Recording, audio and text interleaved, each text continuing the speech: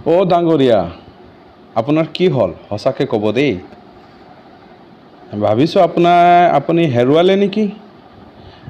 আমি শ্লোগান যেতিয়া কৰোঁ বা কোনোবিলাক ছাপোৰ্ট যেতিয়া কৰোঁ, তেতিয়াহ'লে আমি এটা অংগভংগী কৰোঁ, এনেকা এনেকা।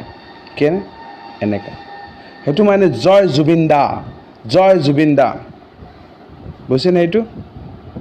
আৰু কোনোবাক যদি ছাপোৰ্ট কৰোঁ, মই তোমাৰ লগত আছোঁ, মই আছোঁ তোমাৰ লগত, মই আছোঁ, জয় জুবিন দা। সেইটোক আপুনি বৰ বেয়াকৈ অৰ্থ ওলাইছে দেই, হাঁহি লাগে। আপুনি তেনেকৈ ক'ব পাৰে নেকি? নকৰিব।